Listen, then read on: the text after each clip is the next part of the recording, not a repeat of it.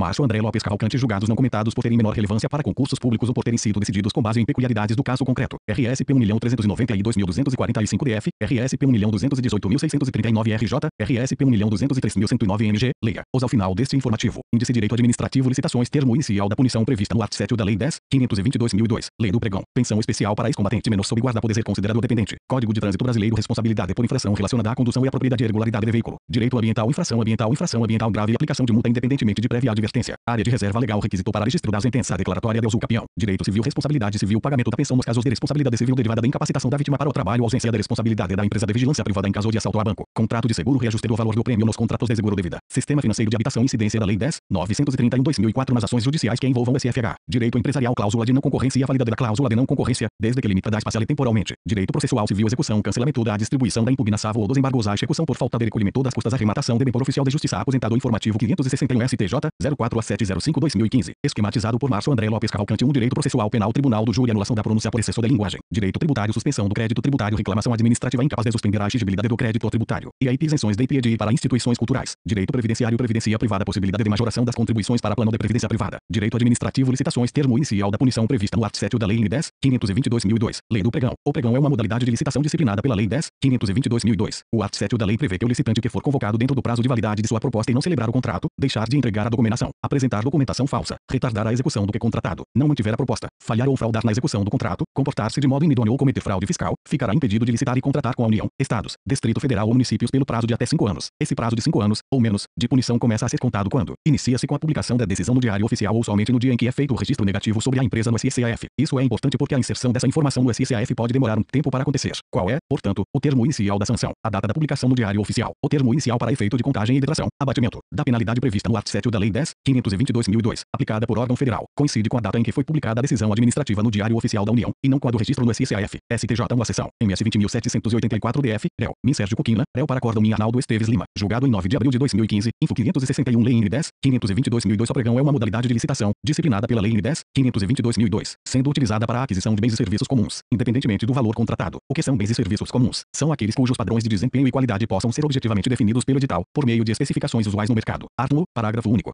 Caneta esferográfica de tinta azul informativo 561 STJ 04705/2015, esquematizado por Márcio André Lopes Cavalcante. 2 Pregão eletrônico. Atualmente, é muito comum que a administração pública faça o pregão de forma eletrônica, por meio da internet. Art. 2 U. Fase só pregão é composto de 2 fases. 1A. Fase preparatória. Art. 3 U. 2A. Fase externa. Art. 4 U. Fase preparatória. Essa fase ocorre internamente, ou seja, dentro do órgão ou entidade. A autoridade competente, diretor administrativo do órgão, justificará a necessidade de contratação e definirá o objeto do certame, o que será adquirido, as exigências de habilitação, os critérios de aceitação das propostas, as sanções por inadimplemento e as cláusulas do contrato, inclusive com fixação dos prazos para fornecimento. A definição do objeto deverá ser precisa, suficiente e clara, vedadas especificações que, por excessivas, irrelevantes ou desnecessárias, limitem a competição. A autoridade competente designará, dentre os servidores do órgão ou entidade, uma pessoa que será o pregoeiro e também uma equipe de apoio. Eles ficarão responsáveis por receber, analisar e classificar as propostas e os lances, entre outras atividades necessárias à licitação. Como a habilitação e adjudicação, a equipe de apoio deverá ser integrada em sua maioria por servidores ocupantes de cargo efetivo ou emprego da administração, preferencialmente pertencentes ao quadro permanente do órgão ou entidade promotora do evento. Fase externa inicia-se com a convocação das pessoas interessadas em participar do pregão. Essa convocação será feita por meio de publicação de aviso em Diário Oficial ou, não existindo, em jornal de circulação local. Poderá ser também realizada por meios eletrônicos e, conforme o vulto da licitação, em jornal de grande circulação. Cópias do edital e do respectivo aviso serão colocadas à disposição de qualquer pessoa para consulta e divulgadas também na internet ao prazo fixado para a apresentação das propostas, contado a partir da publicação do aviso. Tem que ser de, no mínimo, 8 dias úteis no dia, hora e local designados. Será realizada uma sessão pública para recebimento das propostas aberta à sessão. Os interessados ou seus representantes apresentarão declaração dando ciência de que cumprem plenamente os requisitos de habilitação e entregarão os envelopes contendo a indicação do objeto e do preço oferecidos ao pregoeiro e sua equipe de apoio. Irão imediatamente abrir as propostas e verificar se elas estão de acordo com os requisitos estabelecidos no instrumento convocatório no curso da sessão. O autor da oferta de valor mais baixo e os das ofertas com preços até 10% superiores àquela poderão fazer novos lances verbais e sucessivos, até a proclamação do vencedor.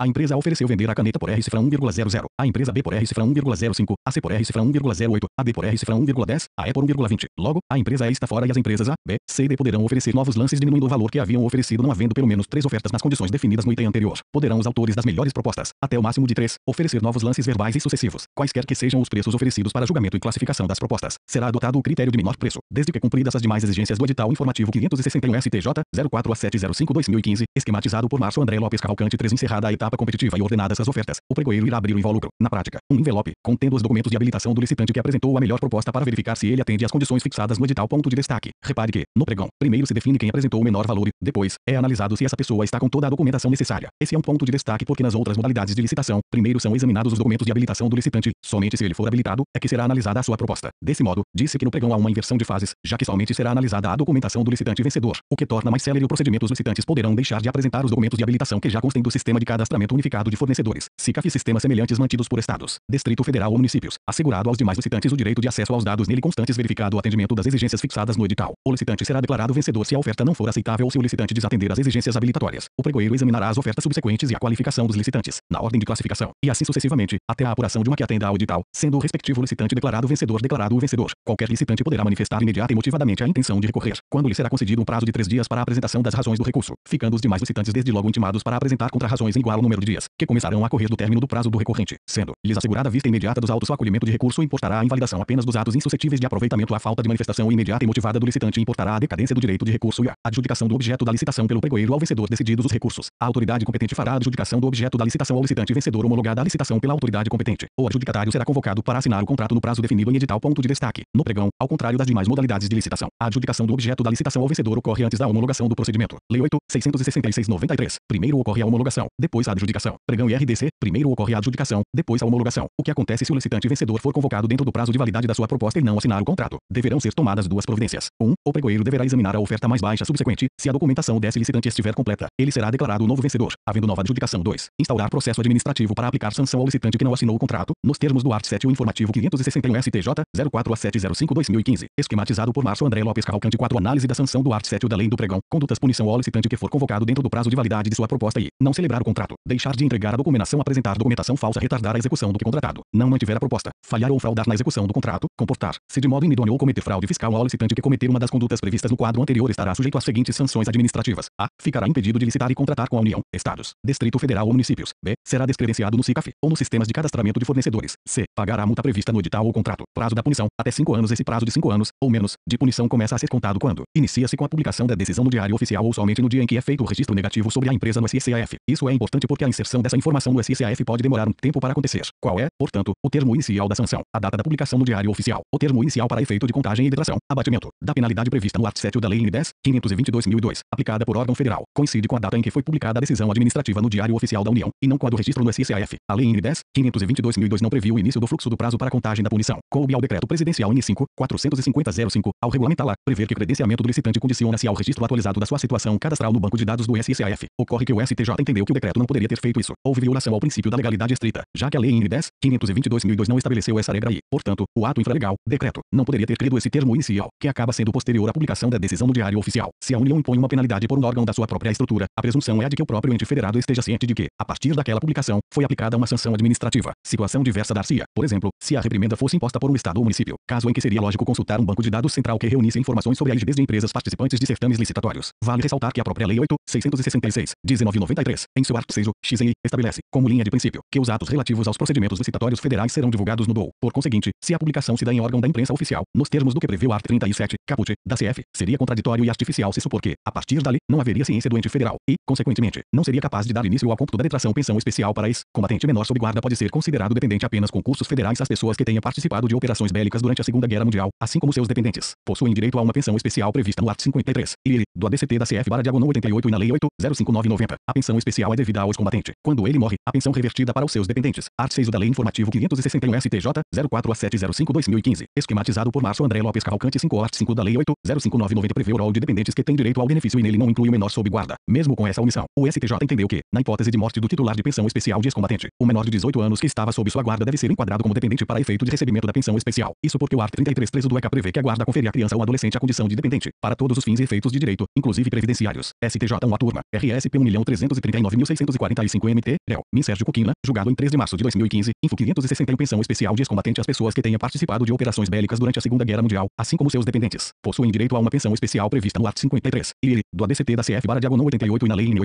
8.059/90. Quem é responsável pelo processamento e pagamento da pensão? O INSS. Não. A competência é do Ministério Militar ao qual esteve vinculado o ex-combatente durante a Segunda Guerra Mundial. Art. 12. Por essa razão, essa pensão não é considerada um benefício previdenciário. Quem recebe a pensão especial é devida ao ex-combatente. Quando ele morre, a pensão é revertida para os seus dependentes. Art. 6 da Lei. Quem são os dependentes do ex-combatente? A Lei N. 8.059/90 prevê um rol de dependentes. Art. 5. Consideram-se dependentes do ex-combatente para fins desta lei e a viúva, e a companheira, e o filho e a filha de qualquer condição, solteiros, menores de 21 anos ou inválidos, e v. o pai e a mãe inválidos, e v. o irmão e a irmã, solteiros, menores de 21 anos ou inválidos. Parágrafo único. Os dependentes de que tratam os incisos I, V e V só terão direito à pensão se viviam sob a dependência econômica do ex-combatente, por ocasião de seu óbito. Imagine agora a seguinte situação hipotética: João João foi ex-combatente e, nessa condição, recebia pensão especial. Pedrinho, 12 anos, é neto de João e mora com ele. Na verdade, como os pais de Pedrinho vivem em outra cidade, João é quem cria e educa o neto, possuindo, inclusive, a guarda do menor. João morreu e Pedrinho, orientado pela família, foi até o exército e pediu para receber a pensão de ex-combatente de seu avô na qualidade de dependente. Em seu requerimento, Pedrinho falou que tinha direito de receber a pensão com base no art. 33.3 do ECA. Art. 33.3 a guarda confere à criança ou adolescente a condição de dependente, para todos os fins e efeitos de direito, inclusive previdenciários. Contudo, o pedido foi indeferido sob o argumento de que o menor sob guarda não está previsto no art. 5 da Lei N.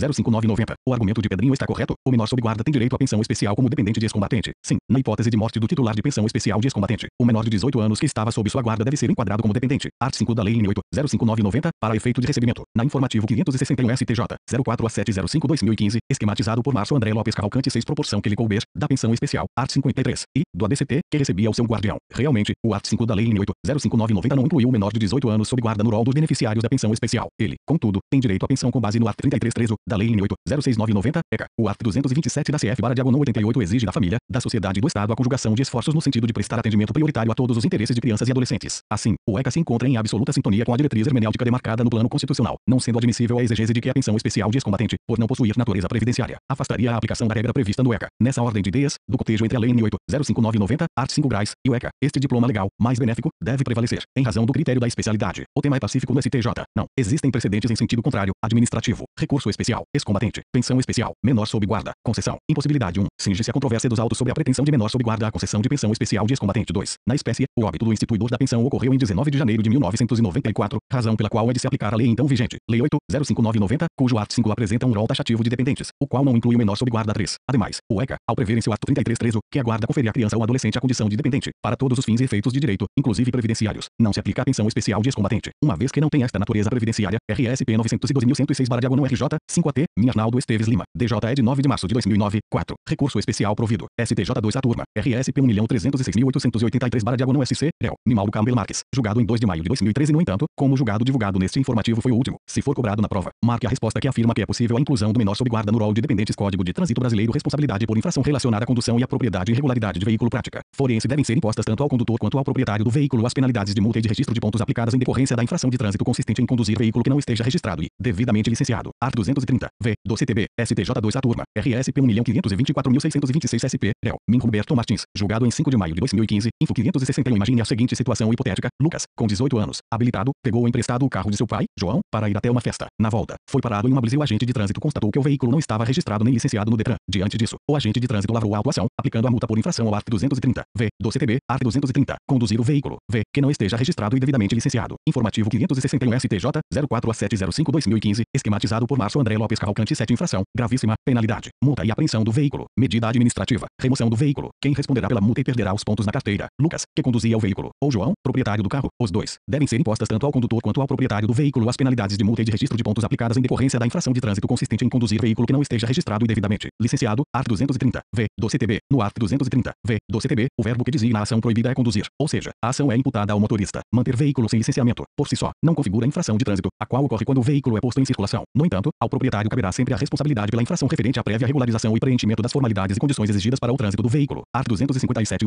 CTB. Dessa forma, fica caracterizada a responsabilidade solidária do proprietário e do condutor, pois caberia ao primeiro o dever de registrar e licenciar o veículo de sua propriedade, e, ao segundo, não conduzir veículo sem o devido licenciamento. Direito ambiental. Infração ambiental grave e aplicação de multa independentemente de prévia advertência configurada. Infração ambiental grave. É possível a aplicação da pena de multa sem a necessidade de prévia imposição da pena de advertência. Art. 72 da Lei 9.605/98, STJ 1 a turma, RSP 1.318.051 RJ, réu, Min Benedito Gonçalves, julgado em 17 de março de 2015, info 561. Imagine a seguinte situação adaptada: uma grande empresa de petróleo foi autuada pela Secretaria de Meio Ambiente em razão de ter derramado cerca de 70 mil litros de óleo em um rio, que é considerado área de preservação ambiental, sendo-lhe aplicada multa no valor de R$ 5 milhões. A empresa ingressou com ação judicial questionando a autuação sob o argumento de que foi descumprido um trâmite legal para a aplicação de multa, porque, anteriormente, deveria ter sido aplicada uma pena de advertência, na forma do art. 72.3 e, da Lei N. 9.605/98, art. 72. As infrações administrativas são punidas com as seguintes sanções: observado o disposto no art. 6.3, a multa simples será aplicada sempre que o agente, por negligência ou dolo, e, advertido por irregularidades que tenham sido praticadas, deixar de saná-las, no prazo assinalado por órgão competente do Cisnama ou pela Capitania dos Postos, do Ministério da Marinha. A tese da empresa foi aceita. Não configurada a infração ambiental grave, é possível a aplicação da pena de multa sem a necessidade de prévia imposição da pena de advertência. Art. 72 da Lei N. 9.605/98. A penalidade de advertência prevista no art. 72.3 e, da Lei N. 9.605/98 tem aplicação tão somente nas infrações de menor potencial ofensivo, justamente porque ostenta caráter preventivo e pedagógico. Assim, na hipótese de infração de pequena intensidade, é realmente necessário o emprego de advertência e, caso não cessada e não sanada a violação, passa a ser cabível a aplicação de multa. Porém, no caso de transgressão grave, a aplicação de simples simples penalidade de advertência atentaria contra os princípios informadores do ato sancionador, quais sejam a proporcionalidade e a razoabilidade. Informativo 561 STJ 04A705/2015, esquematizado por Márcio André Lopes Cavalcante. 8 Área de reserva legal. Requisito para registro da sentença declaratória de uso capião. Importante: João é posseiro de um imóvel rural há muitos anos e propôs ação de uso capião a fim de se tornar o proprietário do terreno. A sentença foi julgada procedente, declarando que João adquiriu a propriedade. Vale lembrar que a sentença de uso capião deve ser registrada no cartório de registro de imóveis para que nele fique consignado que o novo proprietário é aquela pessoa que teve em seu favor a sentença de uso capião. Em outras palavras, João deverá averbar a sentença de uso capião no cartório de registro de imóveis para ser considerado proprietário. Ocorre que o juiz que sentenciou a ação de uso capião condicionou o registro da sentença no cartório do registro de imóveis ao prévio registro da área legal no CAR, Cadastro Ambiental Rural. Em outras palavras, o juiz afirmou que a uso capião só poderia ser averbada se, antes, o autor inscrevesse a área de reserva legal no CAR. Agiu corretamente o magistrado. Ele poderia ter feito essa exigência. Sim, para que a sentença declaratória de uso capião de imóvel rural sem matrícula seja registrada no cartório de registro de imóveis, é necessário o prévio registro da reserva legal no Cadastro Ambiental Rural. CAR, STJ 3 a turma, RSP 1.356.207 SP, réu, M. Paulo de Tarso Sanseverino, julgado em 28 de abril de 2015, info 561, área de reserva legal. Em que consiste reserva legal? É uma área, uma porção de terra, localizada no interior de um imóvel rural, e dentro da qual o proprietário ou possuidor fica, por força de lei, Lei N. 12.651, 2012, obrigado a manter a cobertura de vegetação nativa, com a função de a. Assegurar o uso econômico de modo sustentável dos recursos naturais do imóvel rural, b. Auxiliar a conservação e a reabilitação dos processos ecológicos, c. Promover a conservação da biodiversidade, d. Assegurar abrigo e proteção da fauna silvestre e da flora nativa. Veja uma ilustração do que seria uma área de reserva legal. É a parte que está protegida pela cerca, onde estão as árvores. Informativo 561 STJ 04A705/2015, esquematizado por Márcio André Lopes Cavalcante. 9 Natureza. A área de reserva legal consiste em uma limitação ao direito de propriedade, limitação administrativa existente em função do princípio da função sócio-ambiental da propriedade. Trata-se de obrigação propter rem, ou seja, é uma obrigação que acompanha a coisa e vincula todo e qualquer proprietário ou possuidor de imóvel rural, já que adere ao título de propriedade ou uma posse. Quem tem o dever de preservar a área de reserva legal? Só o proprietário? Não. A reserva legal deve ser conservada com cobertura de vegetação nativa não apenas pelo proprietário, como também pelo possuidor ou por qualquer outra pessoa que ocupe, a qualquer título, a área, seja ele uma pessoa física ou jurídica, de direito público ou privado. Art. 17, caput. Admite-se algum tipo de atividade econômica na área de reserva legal? Sim. Admite-se a exploração econômica da reserva legal mediante manejo sustentável, previamente aprovado pelo órgão competente do CISNAMA. Art. 17.1. Qual é o tamanho da área de reserva legal? Será um percentual do imóvel baseado na região do país onde ele está situado e na natureza da vegetação. A Lei N. 12.651, 2012, Código Florestal, prevê os percentuais de cada imóvel rural que deverão ser separados e protegidos como área de reserva legal. Veja, art. 12. Todo imóvel rural deve manter área com cobertura de vegetação nativa, a título de reserva legal, sem prejuízo da aplicação das normas sobre as áreas de preservação permanente, observados os seguintes percentuais mínimos em relação à área do imóvel, excetuados os casos previstos no art. 68 desta lei, e, localizado na Amazônia Legal, a. 80%, 80%, no imóvel situado em área de florestas, b. 35%, 35%, no imóvel situado em área de cerrado, c. 20%, 20%, no imóvel situado em área de Campos Gerais, e, localizado nas demais regiões do país, 20%, 20%. Nos parágrafos do art. 12 estão previstas situações em que é possível alterar o percentual mínimo da área de reserva legal. A depender do grau de complexidade do concurso público que você está prestando, vale a pena fazer uma leitura desses dispositivos. Informativo 561 STJ 04A705/2015, esquematizado por Márcio André Lopes Cavalcante. 10 Onde fica a área de reserva legal dentro do imóvel rural? Em outras palavras, em um sítio, por exemplo, como a pessoa sabe onde está a área de reserva legal? É o proprietário possuidor que define isso. Não. A localização da área de reserva legal dentro da propriedade ou posse rural deverá ser aprovada pelo órgão estadual integrante do CISNAMA ou instituição por ele habilitada, conforme os critérios previstos no art. 14 do Código Florestal. Existem imóveis rurais que não precisam constituir área de reserva legal. Sim, segundo prevê o 6 a 8 do art. 12, não será exigida reserva legal para a. Empreendimentos de abastecimento público de água e tratamento de esgoto. B. Áreas adquiridas ou desapropriadas por detentor de concessão, permissão ou autorização para a exploração de potencial de energia hidráulica, nas quais funcionem empreendimentos de geração de energia elétrica, subestações ou sejam instaladas linhas de transmissão e de distribuição de energia elétrica. C. Áreas adquiridas ou desapropriadas com o objetivo de implantação e ampliação de capacidade de rodovias e ferrovias. Cadastro Ambiental Rural. CAR. Em que consiste? O Código Florestal, Lei N. 12.651, 2012, criou algo muito importante chamado de Cadastro Ambiental Rural. CAR. Em que consiste? O CAR é um registro público eletrônico de âmbito nacional, no qual todos os imóveis rurais devem estar inscritos, com a finalidade de reunir, em um só local, as informações ambientais das propriedades e posses rurais, formando uma base de dados que servirá para controle, monitoramento, planejamento e combate ao desmatamento. De quem é o dever de inscrever o imóvel no CAR? Dos proprietários e possuidores rurais. Os proprietários e possuidores rurais têm prazo até maio de 2016 para inscrever seus imóveis no CAR. Para isso, eles deverão apresentar uma lista de documentos previstos no Decreto 7.830, 2012. Vale ressalta que cadastramento no CAR não é considerado título para fins de reconhecimento do direito de propriedade ou posse. Em outras palavras, não é porque a pessoa registrou o imóvel rural no CAR que significa que ela tem direito de propriedade. Ao contrário do registro de imóveis, o CAR não serve para constituir domínio, ou seja, não se adquire propriedade porque houve inscrição no CAR. A área de reserva legal precisa ser inscrita no CAR. Sim, com certeza. O Código Florestal determinou que a área de reserva legal deve ser inscrita no CAR art. 18. A área de reserva legal deverá ser registrada no órgão ambiental competente por meio da inscrição no CAR de que trata o art. 29, sendo vedada a alteração de sua destinação, nos casos de transmissão, a qualquer título, ou de desmembramento, com as exceções previstas nesta lei. A inscrição da reserva legal no CAR será feita mediante a apresentação de planta e memorial descritivo, contendo a indicação das coordenadas geográficas com pelo menos um ponto de amarração, conforme ato do chefe do Poder Executivo antes de existir existir o CAR, onde era inscrita a reserva legal. Como as pessoas sabiam que um determinado imóvel possuía parte de sua extensão como área de reserva legal, antes da Lei nº 12.651, 2012, novo Código Florestal, a área de reserva legal era inscrita na matrícula do imóvel, ou seja, essa informação ficava no cartório de registro de imóveis. Art. 167 e 22 da Lei nº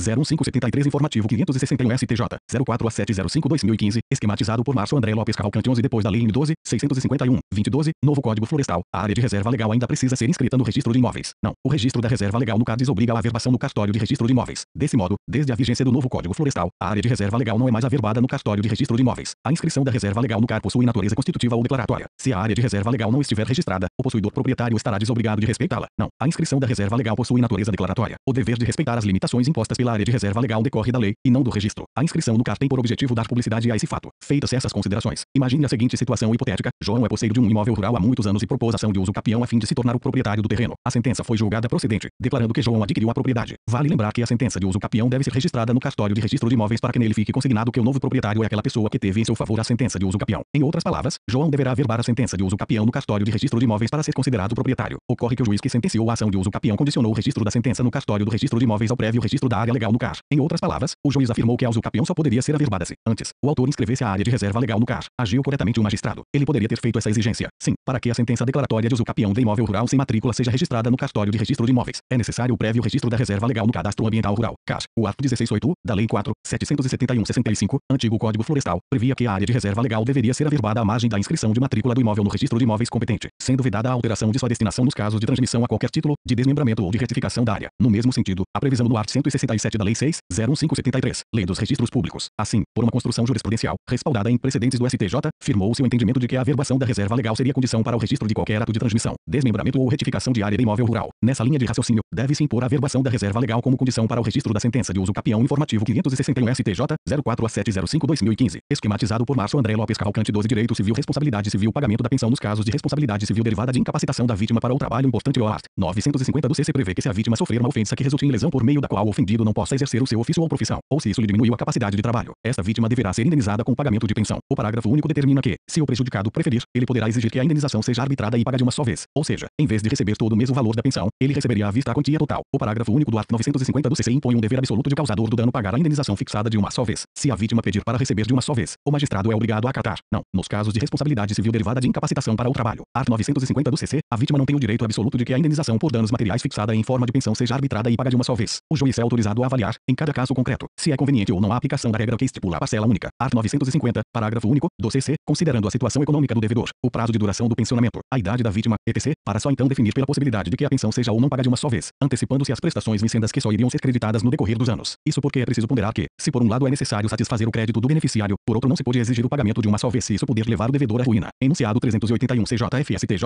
o lesado pode exigir que a indenização, sob a forma de pensionamento, seja arbitrada e paga de uma só vez, salvo impossibilidade econômica do devedor, caso em que o juiz poderá fixar outra forma de pagamento, atendendo à condição financeira do ofensor e aos benefícios resultantes do pagamento antecipado. STJ 3 a turma, RSP 1.349.968 DF, réu, Marco Aurélio Belize, julgado em 14 de abril de 2015, info 561. Imagine a seguinte situação hipotética: João sofreu um acidente causado pela empresa XX, tendo ficado com sequelas que diminuíram sua capacidade de trabalho. O lesado ajuizou ação de indenização por danos morais e materiais. Como decidiu o juiz? 1. Quanto aos danos morais, condenou a empresa a pagar indenização no valor de 300 salários mínimos, a ser paga de uma só vez. 2. Quanto aos danos materiais, condenou a empresa a pagar cifrão 3.000 a título de danos emergentes e pensão mensal de 2 salários mínimos, até o dia em que João completasse seu tratamento e estivesse reabilitado, 5 anos de tratamento, segundo perícia médica informativo 561 STJ 04.705/2015, esquematizado por Márcio André Lopes Cavalcante 13. João concordou com a sentença. Não, João recorreu alegando que precisava urgentemente do dinheiro e que, em vez de uma pensão mensal, ele queria receber integralmente o valor dos danos materiais, de uma só vez. Em outras palavras, João afirmou que tinha direito de receber, de uma só vez, os 120 salários mínimos, 2 salários mínimos x 5 anos. Como fundamento legal, argumentou que o parágrafo único do art. 950 do CC autoriza que o lesado receba o valor da indenização de uma só vez, se assim preferir. Confira o que diz o dispositivo. Art. 950. Se da ofensa resultar defeito pelo qual o ofendido não possa exercer o seu ofício ou profissão, ou se lhe diminua a capacidade de trabalho, a indenização, além das despesas do tratamento e lucros cessantes até o fim da convalescença, incluirá a pensão correspondente à importância do trabalho para que se inabilitou, ou da depreciação que ele sofreu. Parágrafo único. O prejudicado, se preferir, poderá exigir que a indenização seja arbitrada e paga de uma só vez. A empresa apresentou contra-razões afirmando que possui pequeno porte que não teria condições de pagar, de uma só vez, 120 salários mínimos. O pedido de João foi aceito pelo STJ. O parágrafo único do art. 950 do CC impõe um dever absoluto de causador do dano pagar a indenização fixada de uma só vez. Não, nos casos de responsabilidade civil derivada de incapacitação para o trabalho, art. 950 do CC, a vítima não tem o direito absoluto de que a indenização por danos materiais fixada em forma de pensão seja arbitrada e paga de uma só vez. O juiz é autorizado a avaliar, em cada caso concreto, se é conveniente ou não a aplicação da regra que estipula a parcela única, art. 950, parágrafo único, do CC, considerando a situação econômica do devedor, o prazo de duração do pensionamento pensionamento, a idade da vítima, etc., para só então definir pela possibilidade de que a pensão seja ou não paga de uma só vez, antecipando-se as prestações vincendas que só iriam ser creditadas no decorrer dos anos. Isso porque é preciso ponderar que, se por um lado é necessário satisfazer o crédito do beneficiário, por outro não se pode exigir o pagamento de uma só vez se isso poder levar o devedor à ruína, falência. Existem dois enunciados das jornadas de direito civil que transmitem ideia semelhante. Enunciado 48 art. 950, parágrafo único. O parágrafo único do art. 950 do novo Código Civil institui direito potestativo do lesado para exigir pagamento da indenização de uma só vez, mediante arbitramento do valor pelo juiz, atendidos os artes 944 e 945 e a possibilidade econômica do ofensor. Enunciado 381 o lesado pode exigir que a indenização, sob a forma de pensionamento, seja arbitrada e paga de uma só vez, salvo impossibilidade econômica do devedor, caso em que o juiz poderá fixar outra forma de pagamento, atendendo à condição financeira do ofensor e aos benefícios resultantes do pagamento antecipado. Outro exemplo, se o juiz fixa uma pensão vitalícia em favor da vítima, não há sentido em se aplicar o parágrafo único do art. 950 do CC. Afinal de contas, se a pensão mensal é vitalícia, como então quantificar o seu valor se, a princípio, não se tem como saber o marco temporal final? Como, então, proteger a vítima evitando que a empresa causadora do dano, durante o pagamento da pensão, vá à falência e deixe de pagar o valor estipulado, a fim de proteger a vítima evitando que ela deixe de receber a pensão mensal em caso de falência do causador do dano? O ordenamento jurídico previu que o devedor deverá fazer a constituição de capital com a possibilidade de prestação de garantia, conforme prevê o art. 475 que do CPC 1973, art. 533 do CPC 2015, informativo 561 STJ 04705/2015, esquematizado por Márcio André Lopes Cavalcante 14, art. 475 que, quando a indenização por ato ilícito incluir prestação de alimentos, o juiz, quanto a esta parte, poderá ao devedor constituição de capital, cuja renda assegure o pagamento do valor mensal da pensão ordenar art. 533, quando a indenização por ato ilícito incluir prestação de alimentos, caberá ao executado, a requerimento do exequente, constituir capital cuja renda assegure o pagamento do valor mensal da pensão. Existe um enunciado do STJ que espelha esse entendimento. Súmula 313 STJ, em ação de indenização, procedente o pedido, é necessária a constituição de capital ou caução fidejussória para a garantia de pagamento da pensão, independentemente da situação financeira do demandado. Responsabilidade civil, ausência de responsabilidade da empresa de vigilância privada em caso de assalto a banco importante ou a banco mantinha contrato com a empresa de vigilância privada XXX por meio do qual esta se comprometia a prestar serviços de vigilância armada nas agências bancárias. Determinado dia, o banco foi assaltado por um grupo de 8 ladrões fortemente armados. O banco ajuizou ação de indenização contra a empresa de vigilância sustentando que, por expressa disposição contratual, a empresa deveria ser responsabilizada pelo roubo e pelos prejuízos suportados pela instituição bancária. A tese do banco foi aceita? A empresa de vigilância foi condenada a indenizar? Não. A cláusula de contrato de prestação de serviço de vigilância armada que impõe o dever de obstar assaltos e de garantir a preservação do patrimônio da instituição financeira não acarreta a contratada a automática responsabilização por roubo contra a agência bancária da contratante, especialmente quando praticado por grupo fortemente armado. STJ 4 a turma, RSP 1.329.831, réu, Luiz Felipe Salomão, julgado em 10 de março de 2015, info 561. Imagine a seguinte situação adaptada: o Banco do Brasil mantinha contrato com a empresa de vigilância privada XXX, por meio do qual esta se comprometia a prestar serviços de vigilância armada nas agências bancárias. Determinado dia, uma agência bancária do Banco do Brasil foi invadida por homens fortemente armados e disfarçados com fardamento da empresa de transporte de valores, ocasião em que subtraíram o valor de R$ 2 milhões da instituição. Diante disso, o Banco do Brasil ajuizou ação de indenização por danos materiais contra a empresa de vigilância privada, argumentando que o roubo só ocorreu em razão de atitude negligente e desatenta do vigilante, funcionário da ARE, que destravou a porta giratória sem que tivesse orientação nesse sentido do gerente da agência e sem a solicitação das credenciais das pessoas que ingressaram no local. O banco alegou, ainda, que no contrato firmado com a empresa de vigilância, existe uma cláusula contratual que impunha a ela a obrigação de obstar assaltos, furtos, arrombamentos, sequestros e outras ocorrências atentados da espécie contra as dependências vigiadas, garantindo a incolumidade de funcionários e clientes e a preservação do patrimônio da contratante. Assim, o banco sustentou que, por expressa disposição contratual e por falha culpa da contratada, a empresa deveria ser responsabilizada pelo roubo e pelos prejuízos suportados pela instituição bancária. Informativo 561 STJ 04705/2015, esquematizado por Márcio André Lopes Cavalcante 15. A tese do banco foi aceita? A empresa de vigilância foi condenada a indenizar? Não. Entendeu-se que não havia comprovação de que o vigilante da empresa tenha contribuído de alguma maneira para o evento danoso. Ficou constatado que, ainda que o segurança não tivesse aberto a porta giratória da agência bancária, tal providência seria absolutamente inócua diante do potencial ofensivo do grupo criminoso, composto de 8 integrantes, que se apresentaram para a prática do delito armados com fuzis. Além disso, a cláusula de contrato de prestação de serviço de vigilância armada que impõe o dever de obstar assaltos e de garantir a preservação do patrimônio da instituição financeira não acarreta a contratada a automática responsabilização por roubo contra a agência bancária da contratante, especialmente quando praticado por grupo fortemente armado. A legislação que rege as empresas de vigilância estabelecem limites para o armamento utilizado pelos vigilantes, ou seja, eles não podem utilizar, dentro das agências bancárias, armas de grosso calibre, ao contrário dos bandidos que, quando assaltam bancos, valem-se de fuzis e outras armas pesadas. Obrigação de meio. A obrigação da empresa de vigilância é de meio, e não de resultado, sendo impossível garantir que não haverá assaltos. A empresa de vigilância tem apenas o dever de envidar todos os esforços razoáveis para evitar danos ao patrimônio da contratante e de agir com a diligência na minimização dos riscos. Todavia, não se pode exigir dos seguranças atitudes heroicas perante grupo criminoso fortemente armado. Se fosse admitida a tese do banco, o contrato de vigilância iria se transformar em um verdadeiro contrato de seguro. Contrato de seguro, reajuste do valor do prêmio nos contratos de seguro de vida. A cláusula de contrato de seguro de vida que estabelece o aumento do prêmio do seguro de acordo com a faixa etária mostra-se abusiva quando imposta ao segurado maior de 60 anos de idade e que conte com mais de 10 anos de vínculo contratual. STJ 3 a turma, RSP 1.376.550 RS, réu, Moura Ribeiro, julgado em 28 de abril de 2015, info 561 OK. É o contrato de seguro. No contrato de seguro, o segurador se obriga, mediante o pagamento do prêmio, a garantir interesse legítimo do segurado, relativo à pessoa ou à coisa, contra riscos predeterminados. Art. 757 do CC. Em outras palavras, no contrato de seguro, uma pessoa física ou jurídica, chamada de segurada, paga uma quantia denominada de prêmio para que uma pessoa jurídica, seguradora, assuma determinado risco. Caso o risco se concretize, o que chamamos de sinistro, a seguradora deverá fornecer à segurada uma quantia previamente estipulada. Indenização.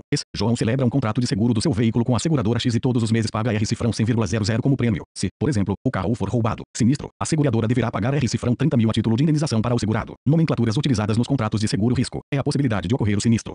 Risco de morte sinistro. O sinistro é o risco concretizado.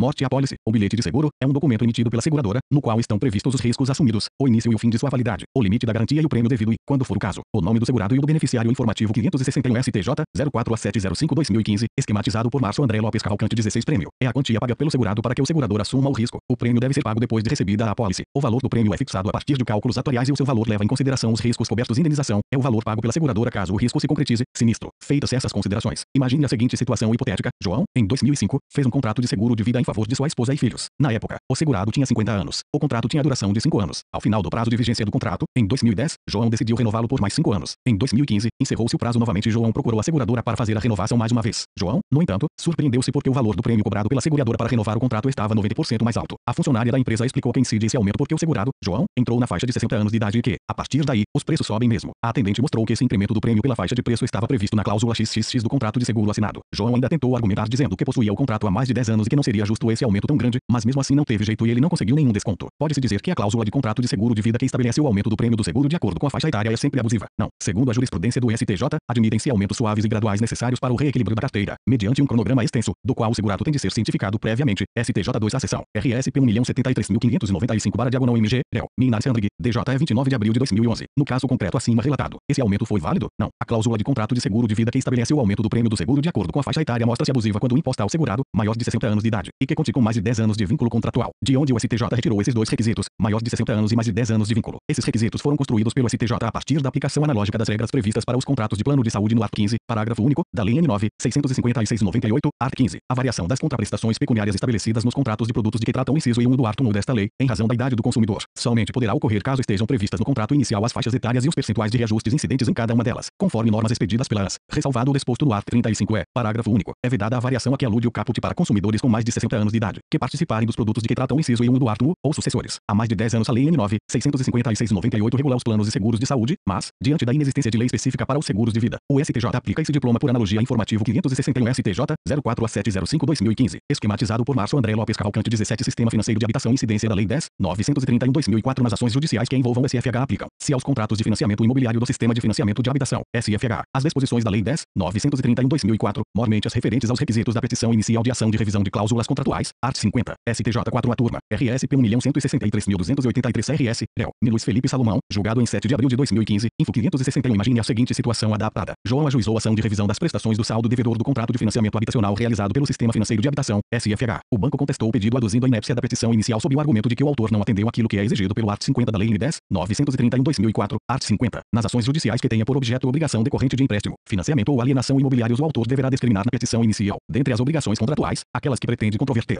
quantificando o valor incontroverso, sob pena de inépcia. A tese do banco está correta. As disposições da Lei N. 10.931/2004 aplicam-se aos contratos do SFH. Sim, aplicam-se aos contratos de financiamento imobiliário do Sistema de Financiamento de Habitação, SFH. As disposições da Lei N. 10.931/2004, especialmente as referentes aos requisitos da petição inicial de ação de revisão de cláusulas contratuais, art. 50. A Lei N. 10.931/2004, especialmente seu art. 50, inspirou-se na efetividade, celeridade e boa-fé perseguidos pelo processo civil moderno, cujo entendimento é de que todo litígio a ser composto, dentre eles os de cunho econômico, deve apresentar pedido objetivo e apontar precisa e claramente a espécie e o alcance do abuso contratual que fundamenta a ação de revisão do contrato. As regras expressas no art. 50 e seus parágrafos têm a clara intenção de garantir o cumprimento dos contratos de financiamento de imóveis tal como pactuados, gerando segurança para os contratantes. O objetivo maior da norma é garantir que, quando a execução do contrato se tornar controvertida e necessária for a intervenção judicial, a discussão seja eficiente, porque somente o ponto conflitante será discutido e a discussão da controvérsia não impedirá a execução de tudo aquilo com qual concordam as partes. Art. 285 do CPC 1973. Vale lembrar, ainda, que a Lei N. 12.810/23 introduziu artigo no CPC 1973 com idêntica redação ao art. 50 da Lei 10.931/2004. Confira, art. 285b. Nos litígios que tenha por objeto obrigações decorrentes de empréstimo, financiamento ou arrendamento mercantil, o autor deverá discriminar na petição inicial, dentre as obrigações contratuais, aquelas que pretende controverter,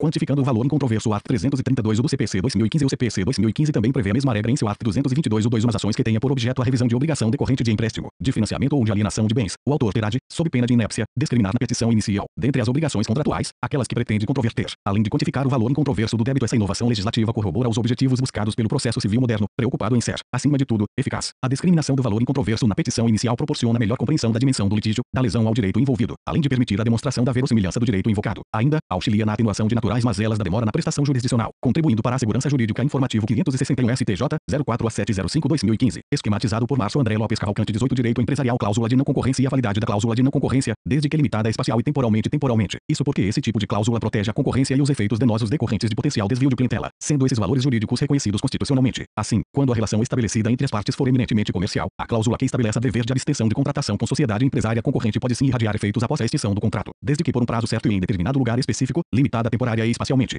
João resolveu montar um quiosque no shopping para vender celulares, cartões pré-pagos CTC. Para isso, ele fez um contrato com a operadora de celular XXX por meio da qual ele somente iria vender os produtos e serviços dessa operadora e, em troca, ela ofereceria a ele preços diferenciados, consultoria e treinamento para abrir a loja. No contrato assinado com a operadora, havia uma cláusula dizendo que João estava proibido, por 6 meses após a extinção do contrato, de contratar com qualquer empresa concorrente naquela cidade. Essa cláusula de não concorrência é válida. STJ3 a turma, RSP 1.203.109 MG, réu, Marco Aurélio Belize, julgado em 6 de maio de 2015, info 561, é válida a cláusula contratual de não concorrência, desde que limitada a espacial. Imagine a seguinte situação adaptada. João resolveu montar um quiosque no shopping para vender celulares, cartões pré-pagos CTC. Para isso, ele fez um contrato com a operadora de celular XXX, por meio do qual ele somente iria vender os produtos e serviços dessa operadora e, em troca, ela ofereceria a ele preços diferenciados, consultoria e treinamento para abrir a loja. Enfim, ele seria um parceiro da operadora XXX. Cláusula de não concorrência. No contrato assinado com a operadora, havia uma cláusula dizendo que João estava proibido, por 6 meses após a extinção do contrato, de contratar com qualquer empresa concorrente naquela cidade. Em outras palavras, se as partes rompessem o contrato, João teria que esperar 6 meses para poder vender produtos de outras companhias de telefonia naquela cidade. Fim do contrato. João percebeu que a qualidade dos serviços da operadora XXX eram muito ruins, o que atrapalhava suas vendas. Ele queria mesmo era vender os produtos da operadora ZZZ. Por isso, decidiu romper o contrato assinado e, no mês seguinte, assinou um novo contrato, agora com a operadora ZZZ. XXX ajuizou ação de cobrança de multa contratual contra João alegando descumprimento da cláusula de não concorrência pelo prazo de 6 meses. Em contestação, o réu alegou que essa cláusula é inválida porque os efeitos do contrato só perduram durante sua vigência e não após sua cessação. Tal cláusula também seria abusiva por afrontar os princípios da manutenção do equilíbrio econômico do contrato, da boa-fé objetiva e da função social do contrato, na medida em que estabelece obrigações desproporcionais, privilegiando uma das partes em detrimento da outra. A defesa de João foi aceita pelo STJ.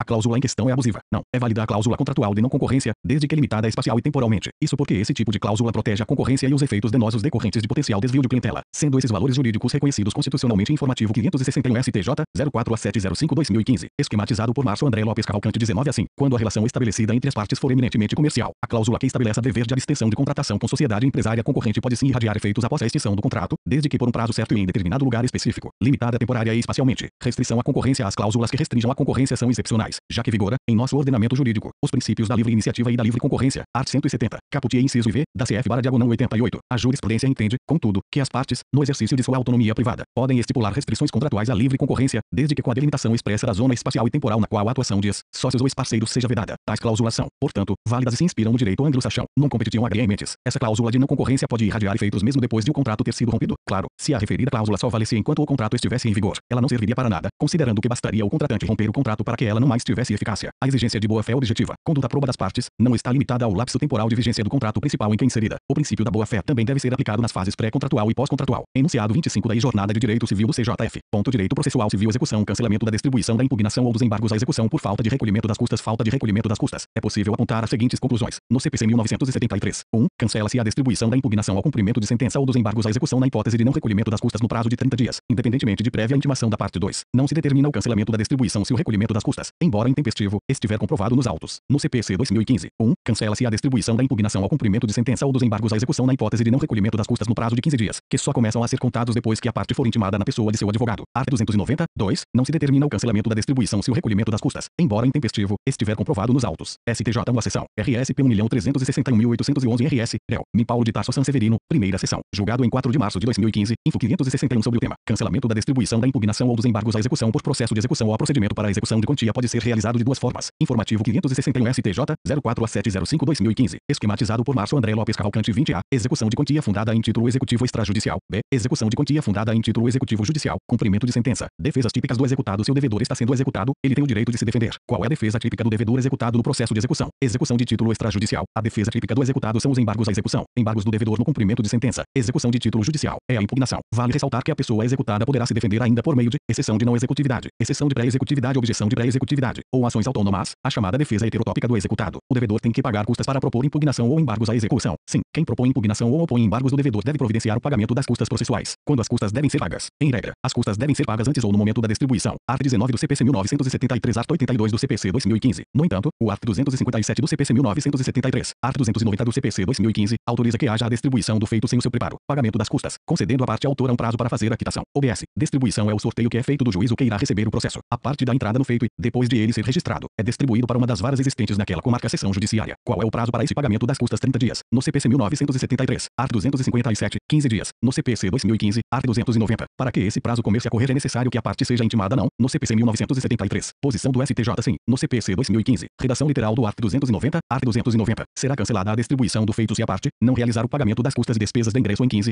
dias intimada na pessoa de seu advogado, o que acontece se a parte não recolher as custas no prazo. A distribuição do feito, impugnação ou embargos à execução, será cancelada. Em outras palavras, a impugnação ou embargos à execução nem será examinada. O juiz determina o cancelamento da distribuição e é como se essa petição nunca tivesse existido. Imagine agora a seguinte situação: a parte perde o prazo para recolhimento das custas. Não paga no prazo de 30 ou 15 dias, a depender do CPC. Antes que o juiz determine o cancelamento da distribuição, a parte vai até lá, paga as custas e junta o comprovante no processo. Esse pagamento atrasado, mas antes de a distribuição ter sido cancelada, serve para salvar a distribuição. Sim, se houve o recolhimento das custas, comprovado nos autos, embora fora do prazo, o juiz não deverá cancelar a distribuição, devendo aceitar o processamento do feito informativo 561 STJ 04A705/2015, esquematizado por Márcio André Lopes Cavalcante. 21 Execução arrematação de bem por oficial de justiça. Aposentados juízes, servidores do judiciário, arbitradores, peritos e outros serventuários ou auxiliares da justiça não podem adquirir bens que estejam sendo leiloados pelo tribunal ou juízo do lugar onde atuarem. Art. 497 e do CC. Essa vedação estende-se também para oficiais de justiça aposentados. Eles também estão proibidos de arrematar. Não, a vedação contida no art. 497 e do CC não impede o oficial de justiça aposentado de arrematar bem em esta pública. A proibição tem como razão de ser o exercício efetivo da função, a fim de evitar influências ou favorecimentos. STJ 2 a turma. RSP 1.399.916 RS. Réu. Min Roberto Martins. Julgado em 28 de abril de 2015. Info 561 Asta pública. A palavra asta pública era encontrada no CPC 1973 e significava o ato realizado pelo Poder Judiciário, no âmbito de um processo de execução, por meio do qual eram vendidos bens móveis ou imóveis pertencentes ao executado, com o objetivo de conseguir recursos para pagar o exequente e as custas e despesas do processo. No CPC 1973 existiam duas formas de asta pública. Art. 686. IV do CPC 1973. A. Praça, quando a coisa a ser alienada era bem imóvel. B. Leilão, quando a coisa alienada era bem imóvel. O CPC 2015 não repete tais palavras e não mais faz essa distinção. O CPC 2015 nem mais fala em asta pública. Agora, utiliza-se a nomenclatura leilão judicial tanto para bens móveis como imóveis. O que era chamado de asta pública no CPC 1973 é denominado leilão judicial no CPC 2015. Feita essa observação, imagine a seguinte situação adaptada, na comarca XX, em um processo de execução. Foi realizada uma asta pública, CPC 1973, ou leilão judicial, CPC 2015, para que os bens do executado fossem vendidos e, assim, a dívida pudesse ser paga. João, oficial de justiça aposentado, pensou ser esta uma boa oportunidade e arrematou, comprou, no leilão alguns bens de seu interesse. Ocorre que essa arrematação foi questionada por meio de ação anulatória. O autor afirmou que João não poderia ter comprado os bens em virtude de ser servidor do Tribunal de Justiça, tendo trabalhado nesta comarca, havendo, portanto, regra expressa no Código Civil proibindo essa prática. Art. 497. Sob pena de nulidade, não podem ser comprados, ainda que em asta pública, e, pelos juízes, secretários de tribunais, arbitradores, peritos e outros serventuários ou auxiliares da justiça, os bens ou direitos sobre que se litigar em tribunal, juízo ou conselho, no lugar onde servirem, ou a que se estender a sua autoridade. A tese sustentada na ação anulatória foi aceita. João estava impedido de arrematar os bens? Não. A vedação contida no art. 497 e do CC não impede o oficial de justiça aposentado de arrematar bem em asta pública. Essa regra foi prevista para impedir influências desses servidores no processo de expropriação do bem. O que a lei visou foi impedir a ocorrência de situações nas quais a atividade funcional da pessoa pudesse de algum modo influenciar na arrematação e, assim, gerar um benefício indevido a ele. Na situação em análise, não há influência direta, nem mesmo eventual, visto que o servidor aposentado fica desvinculado do serviço público e não teria, em tese, como se beneficiar com a arrematação em virtude de seu cargo informativo 561, STJ 04A705/2015, esquematizado por Márcio André Lopes Cavalcante. 22 Direito Processual Penal. Tribunal do Júri. Anulação da pronúncia por excesso de linguagem. A sentença de pronúncia deve ser fundamentada. No entanto, é necessário que o juiz utilize as palavras com moderação, ou seja, valendo-se de termos sóbrios e comedidos, a fim de se evitar que fique demonstrado na decisão que ele acredita firmemente que o réu é culpado pelo crime. Se o magistrado exagera nas palavras utilizadas na sentença de pronúncia, dizemos que houve um excesso de linguagem, também chamado de eloquência acusatória. O excesso de linguagem é proibido porque o CPP afirma que os jurados irão receber uma cópia da sentença de pronúncia e das decisões posteriores que julgaram admissível a acusação e do relatório do processo. Art. 472, parágrafo único. Assim, se o juiz se excede nos argumentos empregados na sentença de pronúncia, o jurado irá ler essa decisão e certamente será influenciado pela opinião do magistrado. Havendo excesso de linguagem, o que o tribunal deve fazer? Deverá anular a sentença de pronúncia e os consecutivos atos processuais, determinando-se que outra seja prolatada. Em vez de anular, o tribunal pode apenas determinar que a sentença seja desentranhada, retirada do processo, ou seja envelopada, isolada. Isso já não seria suficiente, com base no princípio da economia processual.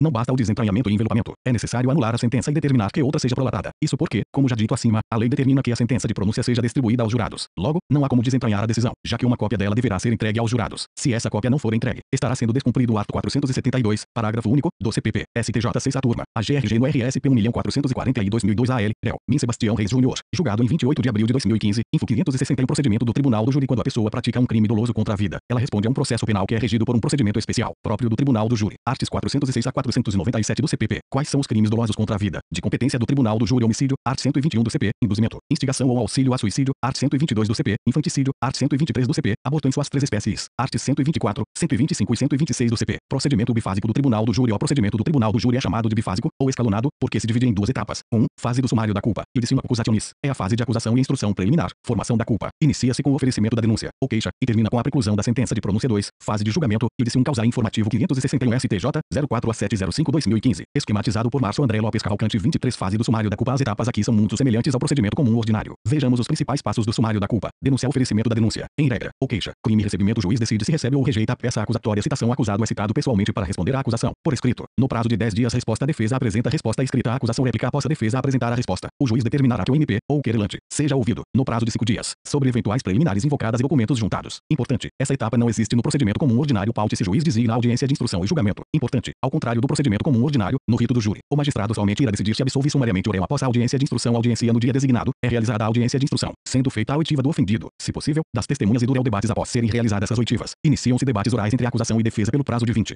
minutos para cada, prorrogáveis por mais 10.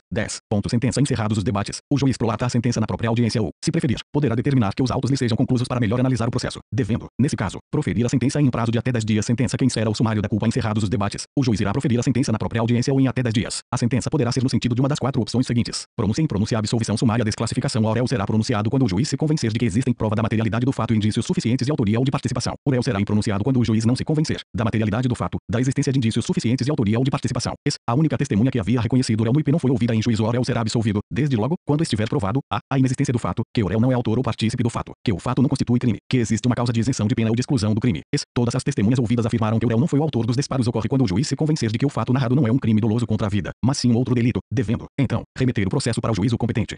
Juiz entende que não houve homicídio doloso, mas sim latrocínio. Recurso cabível, resi recurso cabível, apelação recurso cabível, apelação recurso cabível, resi fundamentação da sentença de pronúncia e excesso de linguagem. A sentença de pronúncia deve ser fundamentada. No entanto, é necessário que o juiz utilize as palavras com moderação, ou seja, valendo-se de termos sóbrios e comedidos, a fim de se evitar que fique demonstrado na decisão que ele acredita firmemente que o réu é culpado pelo crime. Se o magistrado exagera nas palavras utilizadas na sentença de pronúncia, dizemos que houve um excesso de linguagem, também chamado de eloquência acusatória. Informativo 561 STJ 04/705/2015, esquematizado por Márcio André Lopes Cavalcante 24. Na sentença de pronúncia, o juiz afirma: não tenho nenhuma dúvida de que o réu foi o autor do homicídio da vítima fulano. Na verdade, em todos os meus anos de magistratura, nunca vi um homicida tão frio, cruel e desprezível, sendo esse um crime brutal que merece ser gravemente reprimido. Ora, no caso houve claramente excesso de linguagem por parte do juiz. Por que não pode haver o excesso de linguagem? Porque o CPP afirma que os jurados irão receber uma cópia da sentença de pronúncia e das decisões posteriores que julgaram admissível a acusação e do relatório do processo, art. 472, parágrafo único. Assim, se o juiz se excede nos argumentos empregados na sentença de pronúncia, o jurado irá ler essa decisão e certamente será influenciado pela opinião do magistrado. O jurado poderá, inclusive, pensar o seguinte: se o juiz, que estudou e conhece das leis, está aqui no papel dizendo que o réu é culpado, deve ser porque ele realmente é culpado. Vão ter que condená-lo também. Perceba, portanto, que existe claro prejuízo para a defesa, havendo excesso de linguagem. O que o tribunal deve fazer? Se o tribunal reconhecer que houve excesso de linguagem na sentença de pronúncia, ele deverá anular a decisão, assim como atos processuais seguintes, determinando que outra sentença de pronúncia seja prolatada. Em vez de anular, o tribunal pode apenas determinar que a sentença seja desentranhada, retirada do processo, ou seja envelopada, isolada. Isso já não seria suficiente, com base no princípio da economia processual. Não basta o desentranhamento e envelopamento. É necessário anular a sentença e determinar que outra seja prolatada. Isso porque, como já dito acima, a lei determina que a sentença de pronúncia seja distribuída aos jurados. Logo, não há como desentranhar a decisão, já que uma cópia dela deverá ser entregue aos jurados. Se essa cópia não for entregue, estará sendo descumprido o art. 472, parágrafo único, do CPP. Assim, não há outro jeito. A providência adequada é a anulação da sentença e os consecutivos atos processuais que ocorreram no processo principal para que outra decisão seja proferida habeas corpus. Cabimento de HC para análise de afastamento de cargo de prefeito. Determina o afastamento de prefeito do cargo quando a medida for imposta conjuntamente com a prisão. STJ 5 a turma. HC 312.016 SC. Réu. Min Felix Fischer. Julgado em 16 de abril de 2015. Info 561. É cabível impetração de habeas corpus para que seja analisada a legalidade de decisão que imagine a seguinte situação adaptada. João, prefeito de um município do interior do estado, responde a processo criminal no Tribunal de Justiça. O TJ determinou sua prisão preventiva e determinou seu afastamento do exercício do cargo de prefeito pelo prazo de 180 dias. É cabível habeas corpus para impugnar essa decisão. Sim, é cabível impetração de habeas corpus para que seja analisada a legalidade de decisão que determina o afastamento de prefeito do cargo quando a medida for imposta conjuntamente com a prisão. Informativo 561 STJ 04/705/2015. Esquematizado por Márcio André Lopes Cavalcante 25. Livramento condicional. Influência da reincidência no cálculo do livramento condicional. João praticou crime de furto e foi condenado a 2 anos. Delito 1. Antes da condenação pelo furto transitar em julgado, ele praticou um estelionato. Delito 2. Logo, quando ele cometeu o delito 2, ele ainda não era reincidente. Depois de transitar em julgado as condenações pelos delitos 1 e 2, João praticou um roubo. Delito 3. Desse modo, na condenação do delito 3, o juiz já reconheceu o réu como reincidente. O juiz das execuções penais unificou as 3 condenações impostas contra João e ele iniciou o cumprimento da pena. A dúvida que surge agora é a seguinte: no momento da concessão do livramento condicional, o juiz das execuções penais, quando for calcular o requisito objetivo, deverá separar cada um dos crimes. Exigir um 3 do cumprimento da pena para os delitos 1 e 2, por ser ele primário na época, e depois exigir o cumprimento de um 2 da pena para o delito 3, quando ele era reincidente. Não, o juiz das execuções penais deverá somar todas as penas e exigir o cumprimento de um 2 do somatório. Livramento condicional qualificado, por ser o réu reincidente, segundo decidiu o STJ, na definição do requisito objetivo para a concessão de livramento condicional. A condição de reincidente em crime doloso deve incidir sobre a somatória das penas impostas ao condenado, ainda que a agravante da reincidência não tenha sido reconhecida pelo juízo sentenciante em algumas das condenações. Isso porque a reincidência é a circunstância pessoal que interfere na execução como um todo, e não somente nas penas em que ela foi reconhecida. A condição de reincidente, uma vez adquirida pelo sentenciado, estende-se sobre a totalidade das penas somadas, não se justificando a consideração isolada de cada condenação e tampouco a aplicação de percentuais diferentes para cada uma das reprimendas. STJ 5 a turma. HC 307.180 RS. Réu. Min Felix Fischer. Julgado em 16 de abril de 2015. Info 561. O que é livramento condicional? Livramento condicional é um benefício da execução penal concedido ao condenado preso, consistindo no direito de ele ficar em liberdade, mesmo antes de ter terminado a sua pena, assumindo o compromisso de cumprir reunir algumas condições, desde que preencha os requisitos previstos na lei. O indivíduo que está no gozo do livramento condicional desfruta de uma liberdade antecipada, condicional e precária. Entenda, antecipada, porque condenado é solto antes de ter cumprido integralmente a pena condicional, uma vez que, durante o período restante da pena, chamado de período de prova, ele terá que cumprir certas condições fixadas na decisão que conceder o benefício precária, tendo em vista que o benefício poderá ser revogado e ele retornar à prisão, caso descumpra as condições impostas. Mação, Kleber, Direito Penal Esquematizado 8ed, São Paulo, Saraiva, 2014, p. 808. Previsão legal. As regras sobre o livramento condicional estão elencadas nos artigos 83 a 90 do CP e artigos 131 a 146 da Lei Informativo 561 STJ, 04-705-2015. Esquematizado por Márcio André Lopes Cavalcante. 26 requisitos para que condenado tenha direito ao livramento condicional. Deverá atender aos seguintes requisitos. Requisitos objetivos. O condenado deve ter: 1. Sido sentenciado a uma pena privativa de liberdade igual ou superior a 2 anos. 2. Reparado o dano causado com crime, salvo se for impossível fazê-lo. 3. Cumprido parte da pena, quantidade que irá variar conforme ele seja reincidente ou não. Condenado não reincidente em crime doloso e com bons antecedentes, basta cumprir mais de 1/3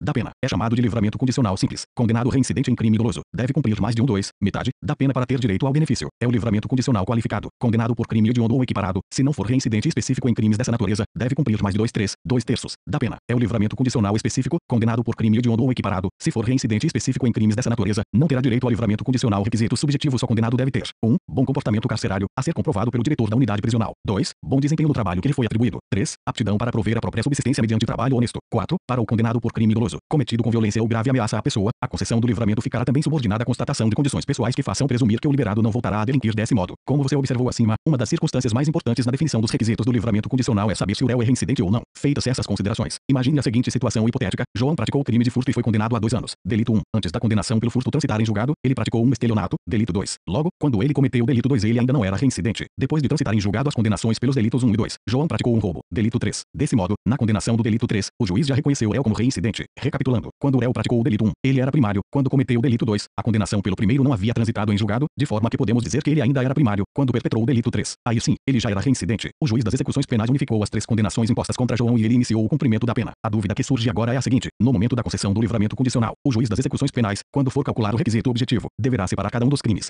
Exigir o 3 do cumprimento da pena para os delitos 1 e 2, por ser ele primário na época, e depois exigir o cumprimento de 1/2 da pena para o delito 3, quando ele era reincidente. Informativo 561 STJ, 04-705-2015. Esquematizado por Márcio André Lopes Cavalcante. 27 não. O juiz das execuções penais deverá somar todas as penas e exigir o cumprimento de 1/2 do somatório. Livramento condicional qualificado, por ser o réu reincidente. Segundo decidiu o STJ, na definição do requisito objetivo para a concessão de livramento condicional, a condição de reincidente em crime doloso deve incidir sobre a somatória das penas impostas ao condenado, ainda que a agravante da reincidência não tenha sido reconhecida pelo juízo sentenciante em algumas das condenações. Isso porque a reincidência é circunstância pessoal que interfere na execução como um todo, e não somente nas penas em que ela foi reconhecida. A condição de reincidente, uma vez adquirida pelo sentenciado, estende-se sobre a totalidade das penas somadas, não se justificando a consideração isolada de cada condenação e tampouco a aplicação de percentuais diferentes para cada uma das reprimendas. Direito tributário. Suspensão do crédito tributário. Reclamação administrativa incapaz de suspender a exigibilidade do crédito tributário. A reclamação administrativa interposta contrato de exclusão do contribuinte do parcelamento não é capaz de suspender a exigibilidade do crédito tributário, sendo inaplicável o disposto no artigo 151 do CTN. Isso porque as reclamações e recursos previstos nesse dispositivo legal são aqueles que discutem o próprio lançamento tributário, ou seja, a exigibilidade do crédito tributário, sendo a reclamação proposta contra o ato que exclui o contribuinte do parcelamento. Essa reclamação está questionando a exclusão em si, e não o lançamento tributário. Logo, não suspende a exigibilidade do crédito. STJ2 a turma. RSP 1.372.368 PR. Réu. Min Roberto Martins. Julgado em 5 de maio de 2015. Info 561. Constituição do crédito tributário. O crédito tributário é constituído. Nasce com o ato do fisco chamado de lançamento. O lançamento é o ato por meio do qual o auditor fiscal constata que ocorreu um fato gerador de tributo. Ele, então, identifica quem é o sujeito passivo, contribuinte, calcula o quanto do tributo é devido, aplicando a alíquota sobre a base de cálculo, e inclui também a multa, se for o caso. Somente depois que é feito o lançamento podemos dizer que existe crédito tributário, ou seja, um crédito que o fisco possui em relação a um devedor, contribuinte, depois de o crédito tributário ser constituído. Ainda assim poderá haver algum problema com ele. Sim, existem 3 opções para o crédito tributário constituído. Assim, ele poderá ser: A. Inscrito em dívida ativa e cobrado do devedor mediante execução fiscal. B. Suspenso. Art. 151 do CTN. C. Extinto. Art. 156 do CTN. Suspensão do crédito tributário. As hipóteses de suspensão do crédito tributário estão elencadas no CTN. Art. 151. Suspendem a exigibilidade do crédito tributário e moratória e o depósito do seu montante integral e as reclamações e os recursos, nos termos das leis reguladoras do processo tributário administrativo. E V. A concessão de medida liminar e mandado de segurança informativo 561 STJ 04-705-2015, esquematizado por Márcio André Lopes Cavalcante. 28V. A concessão de medida liminar ou de tutela antecipada. Em outras espécies de ação judicial. V. O parcelamento. Parágrafo único. O disposto neste artigo não dispensa o cumprimento das obrigações acessórias dependentes da obrigação principal cujo crédito seja suspenso, ou dela consequentes feitas essas considerações. Imagine a seguinte situação adaptada. A empresa XX fez um acordo de de parcelamento de dívidas tributárias. Isso significa que havia créditos tributários já constituídos em seu desfavor e ela aderiu a um programa por meio do qual comprometeu-se a pagar prestações mensais com o objetivo de quitar a dívida tributária existente. Vale ressaltar que o parcelamento é uma forma de suspensão do crédito tributário, ou seja, enquanto o parcelamento estiver ativo, vigente, o fisco não poderá dar início nem continuar a execução fiscal contra o devedor. Ocorre que a empresa acabou atrasando as prestações e, por isso, foi excluída do programa de parcelamento. Estando fora do parcelamento, o crédito tributário, que estava suspenso, volta a ter exigibilidade, ou seja, poderá ser novamente cobrado pelo fisco. Inconformada, a empresa apresentou reclamação administrativa perante o Conselho Administrativo de Recursos Fiscais contrato de exclusão do parcelamento. O Conselho Administrativo de Recursos Fiscais, CARF, é um órgão administrativo colegiado, vinculado ao Ministério da Fazenda, e que julga os recursos dos contribuintes que tenham débitos com a Receita Federal. De forma geral, ainda não falando do caso concreto, a reclamação administrativa é causa de suspensão do crédito tributário? Sim, as reclamações e recursos administrativos são causas de suspensão do crédito tributário, nos termos do art. 151 e do CTN, art. 151, suspendem a exigibilidade do crédito tributário e as reclamações e os recursos, nos termos das leis reguladoras do processo tributário administrativo. No caso concreto, a reclamação proposta pela empresa XX suspendeu novamente a exigibilidade do crédito tributário. Não, o STJ entende que a reclamação administrativa interposta contrato de exclusão do contribuinte do parcelamento não é capaz de suspender a exigibilidade do crédito tributário, sendo inaplicável o disposto no art. 151 e do CTN. Isso porque as reclamações e recursos previstos nesse dispositivo legal são aqueles que discutem o próprio lançamento tributário, ou seja, a exigibilidade do crédito tributário, sendo a reclamação proposta contra o ato que exclui o contribuinte do parcelamento. Essa reclamação está questionando a exclusão em si, e não o lançamento tributário. Logo, não suspende a exigibilidade do crédito e a isenções de IPI para instituições culturais apenas concursos federais. A Lei 8.03290 prevê que as instituições de educação possuem isenção de IPI caso importem bens do exterior. A redação literal da lei fala em instituições de educação. Apesar disso, é possível estender essa isenção também para instituições culturais. Sim, as entidades com finalidade eminentemente cultural também fazem jus às isenções de imposto de importação e de imposto sobre produtos industrializados, IP, previstas nos artigos 2 I, B e 3 I da Lei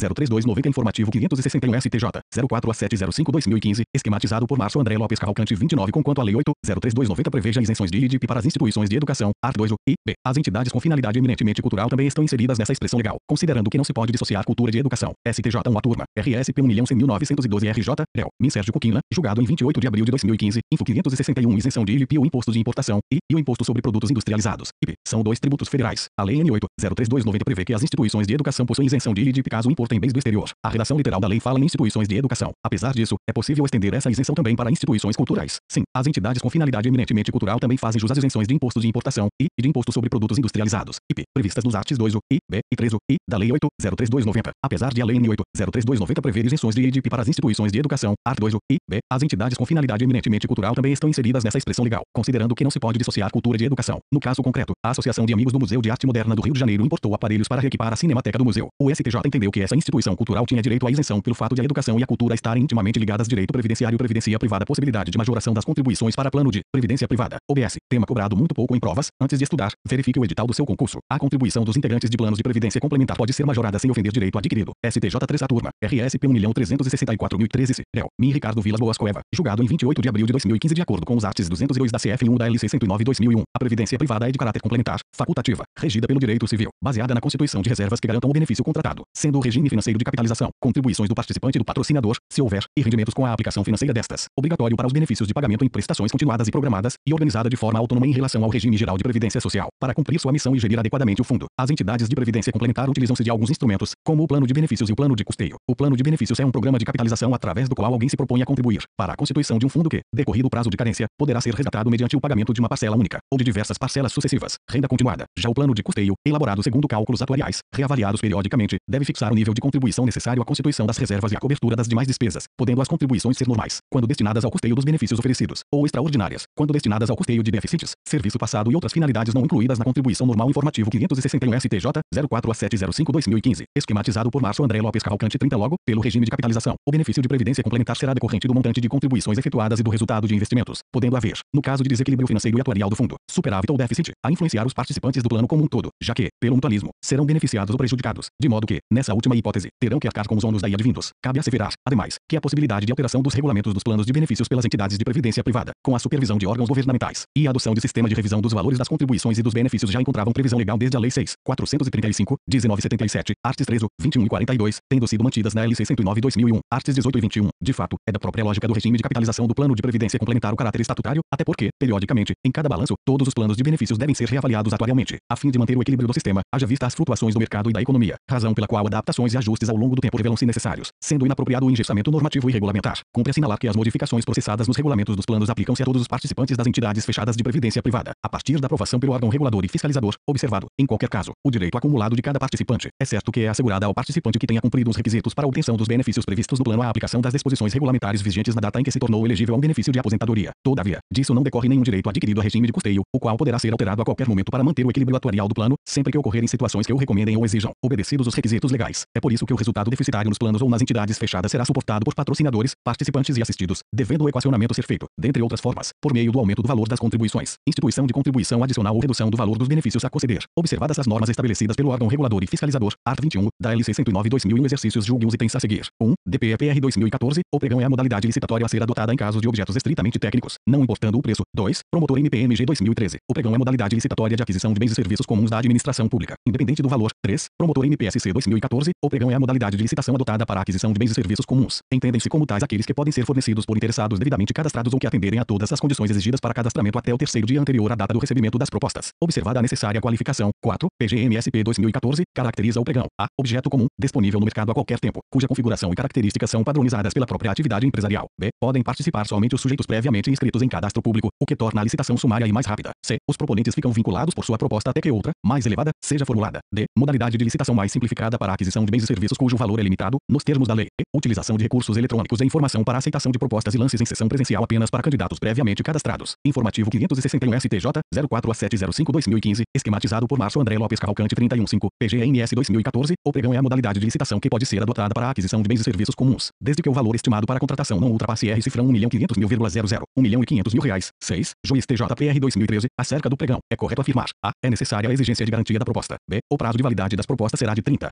dias, se outro não estiver fixado no edital. C. A definição do objeto deverá ser precisa, suficiente e clara, vedadas especificações que, por excessivas, irrelevantes ou desnecessárias, limitem a competição. D. É obrigatória a aquisição do edital pelos licitantes, como condição para a participação no certame 7. DPENG 2014, o pregão é modalidade de licitação em que a inversão das fases de classificação das propostas e habilitação dos licitantes. Uma vez conhecidos os valores ofertados, são admitidos lances verbais e sucessivos a serem apresentados por todos os licitantes habilitados até a proclamação do vencedor. 8. Promotor MPRR 2012 CESP. No pregão, a fase da habilitação deve preceder a de classificação. 9. Juiz TJDF 2014 CESP. Se, em licitação na modalidade pregão, apenas um licitante se interessar em oferecer proposta, poderá haver negociação direta entre a administração pública e o proponente, a fim de se chegar ao menor preço. 10. Juiz Federal TRF 1 2015 CESP. No pregão, ao contrário das demais modalidades de licitação, a adjudicação do objeto da licitação ao vencedor antecede a homologação do procedimento. 11. Para que a sentença declaratória de usucapião de imóvel rural sem matrícula seja registrada no cartório de registro de imóveis, é necessário o prévio registro da reserva legal no CAR. 12. Nos casos de responsabilidade civil derivada de incapacitação para o trabalho, art. 950 do CC, a vítima não tem o direito absoluto de que a indenização por danos materiais fixada em forma de pensão seja arbitrada e paga de uma só vez. 13. A cláusula de contrato de prestação de serviço de vigilância armada que impõe o dever de obstar assaltos e de garantir a preservação do patrimônio da instituição financeira acarreta a contratada a automática responsabilização por roubo contra a agência bancária da contratante, especialmente quando praticado por grupo fortemente armado. 14. A cláusula de contrato de seguro de vida que estabelece o aumento do prêmio do seguro de acordo com a faixa etária mostra, se abusiva quando imposta ao segurado maior de 60 anos de idade e que conte com mais de 10 anos de vínculo contratual. 15. Juiz Federal TRF 2 2013 CESP, segundo os ditames do Estatuto do Idoso e de acordo com o entendimento do STJ, é vedado às seguradoras de planos de saúde o aumento desarrazoado das mensalidades dos planos pelo simples fato de mudança de faixa etária. 16. É inválida a cláusula contratual de não concorrência por violar o princípio da livre iniciativa. 17. DPDF 2013 CESP, a constatação do excesso de linguagem, ou seja, juízo de valor que ultrapasse os limites da indicação de indícios de materialidade e autoria, na sentença de pronúncia pode ensejar sua anulação. 18. É cabível impetração de habeas corpus para que seja analisada a legalidade de decisão que determina o afastamento de prefeito do cargo, quando a medida for imposta conjuntamente com a prisão. 19. Na definição do requisito objetivo para concessão de livramento condicional, a condição de reincidente em crime doloso deve incidir sobre a somatória das penas impostas ao condenado, ainda que a agravante da reincidência não tenha sido reconhecida pelo juízo sentenciante em algumas das condenações. 20. As entidades com finalidade eminentemente cultural não fazem jus às isenções de imposto de importação, ILI, e de imposto sobre produtos industrializados, IP, previstas nos artigos 2, I, B e 3, I, da Lei 8.032/90, considerando que estas são restritas às instituições de educação, gabarito 1 e 2, C3 e 4, letra 5 e 6, letra C 7 e 8 e 9 e 10, C11, C12, C13 e 14, C15, C16 e 17, C18, C19, C20, e informativo 561 STJ, 04-705/2015, esquematizado por Márcio André Lopes Cavalcante 32, julgados não comentados direito processual civil, execução individual de sentença coletiva e incidência de juros remuneratórios e expurgos inflacionários, recurso repetitivo, art. 543C do CPC Res 8/2008 STJ, tema 887, segundo a doutrina, o dispositivo da sentença pode ser direto ou indireto, será considerado direto quando a sentença especificar a prestação imposta ao vencido, já o indireto ocorrerá na hipótese em que o juiz, ao sentenciar, apenas se reporta ao pedido do autor para julgá-lo procedente ou improcedente. Nesse último caso, recorre-se à inicial quando a sentença não traz em seu bojo os termos em que o pedido foi acolhido. Convém esclarecer que os juros moratórios, em sua acepção estritamente jurídica, são juros legais, para cuja incidência se dispensa pedido expresso ou mesmo condenação, art. 293 do CPC. Aliás, a súmula 254 do STJ preceitua que, incluem-se os juros moratórios na liquidação, embora omissa o pedido inicial ou a condenação. De outro lado, os juros remuneratórios, no mais das vezes, são contratuais, cujo reconhecimento depende de pedido expresso e, para ser executado, de condenação na fase de conhecimento. Nesse contexto, a jurisprudência do STJ é tranquila no sentido de não permitir a incidência de juros remuneratórios na fase de execução se a sentença foi omissa quanto ao ponto. Além disso, o STJ, a princípio, não amplia a coisa julgada com o propósito de permitir a execução de determinadas rubricas não contempladas no título executivo, a despeito de reconhecer sua decorrência à lógica do direito principal tutelado na fase de conhecimento. Por exemplo, na ação civil pública 98.00160213, ajuizada pela Associação Paranaense de Defesa do Consumidor, APARECO na Justiça do Paraná, objetivando o recebimento dos expurgos inflacionários referentes aos meses de junho de 1987 e janeiro de 1989, o STJ não vem permitindo a execução individual de juros remuneratórios não contemplados no título. Por isso que se franqueia a via da ação individual de conhecimento para a busca dos juros remuneratórios a cujo respeito se omitir a ação coletiva 98.00160213. Noutro giro, importa assinalar que a jurisprudência do STF e do STJ é firme no sentido de que a correção monetária não consubstancia acréscimo material ao débito principal, mas mera recomposição do valor real em face da corrosão inflacionária de determinado período. Por essa ótica, havendo um montante fixo já definido na sentença, dependente apenas de mero cálculo aritmético, a inclusão, na fase de execução individual, de correção monetária não contemplada na sentença não hostiliza a coisa julgada, antes, a protege, pois só assim o título permanece rígido com a passagem do tempo em um cenário econômico no qual a inflação não é nula. Nessa medida, para a manutenção da coisa julgada, há de se proceder à correção monetária plena do débito reconhecido. Assim, os expurgos inflacionários do período de inadimplemento devem compor o cálculo, estejam ou não contemplados na sentença exequenda. Saliente-se, por fim, a existência de duas situações que parecem se baralhar com relativa frequência. A. Uma é a incidência de expurgos inflacionários resultantes de planos econômicos não previstos na sentença coletiva a valores eventualmente existentes em contas de poupança em momento posterior. B. Outra é a incidência, no débito judicial resultante da sentença, de expurgos inflacionários decorrentes de planos econômicos posteriores ao período apreciado pela ação coletiva, a título de correção monetária plena da dívida consolidada. RSP 1.392.245 DF, réu, Luiz Felipe Salomão, segunda sessão, julgado em 8 de abril de 2015, DJE 7 de maio de 2015 na execução individual de sentença proferida em ação civil pública que reconhece o direito de poupadores aos expurgos inflacionários decorrentes do plano verão, janeiro de 1989, e descabe a inclusão de juros remuneratórios nos cálculos de liquidação se inexistir condenação expressa, sem prejuízo de, quando cabível, ou interessado a ajuizar ação individual de conhecimento, e incidem os expurgos inflacionários posteriores a título de correção monetária plena do débito judicial, que terá como base de cálculo o saldo existente ao tempo do referido plano econômico, e não os valores de eventuais depósitos da época de cada plano subsequente informativo 561 STJ 04A705/2015, esquematizado por Márcio André Lopes Cavalcante 33 Direito Tributário, retenção de tributos federais na fonte quando do pagamento de contrato de fretamento de aeronave pela Administração Pública Federal, da análise do art. 133 da Lei 7.565/1986, Código Brasileiro de Aeronáutica, verifica-se que contrato de fretamento ocorre quando uma das partes, chamada fretador, obriga-se para com a outra, chamada afretador, mediante o pagamento do frete por este, a realizar uma ou mais viagens preestabelecidas ou durante certo período de tempo, reservando-se ao fretador o controle sobre a tripulação e a condução técnica da aeronave. O referido dispositivo legal ressalta a existência de reserva de controle técnico sobre o bem móvel objeto do contrato em questão, fato que remete o contrato a uma natureza mais próxima do conceito de prestação de serviços do que do conceito de mera locação de bem móvel. Sendo assim, não se deve aplicar os precedentes do STF no sentido de que os contratos de locação de bem móvel não se submetem à tributação a título de expor não serem prestação de serviços ou locação de serviços. Súmula vinculante 31 do STF. É que o contrato em questão, fretamento de aeronave, possui em seu bojo indubitável prestação de serviços. Outro sim, também está embutida no contrato de fretamento a locação do bem móvel, a aeronave, que constitui em seu fornecimento do bem, além da prestação de serviços efetivada pela tripulação, pelo que não há como a atividade escapar à hipótese da incidência descrita no art. 64 da Lei 9.430, 1996 e no art. 34 da Lei 10.833/2003, que estabelecem a técnica de arrecadação de retenção na fonte quando da realização dos pagamentos efetuados por órgãos, autarquias e fundações, bem como empresas públicas, sociedades de economia mista e demais entidades de que a União detém a maioria do capital social com direito a voto. Com efeito, devido a essa natureza híbrida do contrato de fretamento de aeronave, se há situações individualmente consideradas, relativamente ao fornecimento de bem, locação de bem móvel ou prestação de serviço já ensejariam a retenção dos tributos na fonte, tanto mais deve ensejar a retenção na fonte a hipótese em questão, que possui mais de uma situação ensejadora de sua incidência. Por fim, de registrar que, ainda que não houvesse a arrecadação pela técnica de antecipação mediante retenção na fonte, a empresa continuaria a se submeter à tributação pelo IRPJ, CSLL, PIS, PAS e PICOFINS, posto que praticante dos respectivos fatos geradores, atrelados à aferição de lucro real, lucro líquido ajustado, e receita ou faturamento, respectivamente, RSP 1.218.639 RJ, réu, Nimaldo Campbell Marques, julgado em 28 de abril de 2015, DJE 7 de maio de 2015, é possível reter na fonte, na forma dos art. 64 da Lei 9.430, 1996 e 34 da Lei 10.833/2003, o IRPJ, a CSLL, a contribuição para o PIS, PAS e PICOFINS, quando do pagamento de contrato de fretamento de aeronave pela Administração Pública Federal Direito Empresarial, fixação de cláusula de não concorrência. Inicialmente, deve-se buscar, na hipótese em análise, a finalidade pretendida pelas partes ao firmarem a cláusula de não concorrência para, então, compreender se sua adequação, ou não, à autonomia privada conformada pela funcionalização do direito privado, nos termos do art. 421 do CC com efeito, a restrição à concorrência no ambiente jurídico nacional, em que vige a livre iniciativa privada, é excepcional e decorre da convivência constitucionalmente imposta entre as liberdades de iniciativa e de concorrência. Saliente-se que essa mesma preocupação com os efeitos concorrenciais potencialmente negativos forneceu um substrato doutrinário e ideológico a suportar a vedação de restabelecimento em casos de trespasse de estabelecimento. A referida vedação passou a integrar o ordenamento jurídico nacional por meio do art. 1147 do CC, segundo o qual, não havendo autorização expressa, o alienante do estabelecimento não pôde fazer concorrência ao adquirente, nos 5 anos subsequentes à transferência. Diferentemente da hipótese em análise, a vedação ao restabelecimento nos casos de trespasse decorre de lei, o que afasta discussões acerca da proporcionalidade da medida. A par disso, tratando-se a concorrência de valor institucional a ser protegido por imposição constitucional, extrai-se a função social de cláusulas autorregulatórias privadas que se adequem a esta finalidade. Por óbvio, essa admissão deverá atender a certos limites, sob pena de se desviarem de sua função, passando a representar conduta abusiva de alguma quando a relação estabelecida entre as partes for eminentemente comercial. A cláusula que estabelece dever de abstenção de contratação com sociedade empresária concorrente pode irradiar efeitos após a extinção do contrato, desde que limitada a espacial e temporalmente informativo 561 STJ 04A705/2015, esquematizado por Márcio André Lopes Cavalcante 34 das partes. Nesse contexto, deve também ser afastada a conclusão no sentido de que, resolvido o vínculo contratual, não teria qualquer eficácia a cláusula de não concorrência. Primeiramente, esse entendimento retira retira da cláusula toda sua funcionalidade existente, como demonstrado, na medida em que protege o ambiente concorrencial de distorções indesejadas. Ademais, a exigência de conduta proba das partes, nos termos do artigo 422 do CC, não está limitada ao lapso temporal de vigência do contrato principal em que inserida. Nesse diapasão, o enunciado 25 da Lei Jornada de Direito Civil do CJF esclarece: o artigo 422 do Código Civil não inviabiliza a aplicação pelo julgador do princípio da boa-fé nas fases pré-contratual e pós-contratual e, de fato, inserir-se na conduta conformada pela boa-fé objetiva a relação ao estabelecimento de concorrência entre empresas que voluntariamente se associam para ambas oferirem ganhos, bem como o prolongamento dessa exigência por prazo razoável, a fim de propiciar a desvinculação da clientela da representada do empreendimento do representante. Assim, devem ser consideradas válidas as cláusulas contratuais de não concorrência, desde que limitadas espacial e temporalmente, porquanto adequadas à proteção da concorrência e dos efeitos danosos decorrentes de potencial desvio de clientela. Valores jurídicos reconhecidos constitucionalmente. RSP 1.203.109 MG, réu. Marco Aurélio Belize, julgado em 6 de maio de 2015, DJ 11 de maio de 2015, informativo 561 STJ, 04 a 705 2015, esquematizado por Márcio André Lopes Cavalcante 35.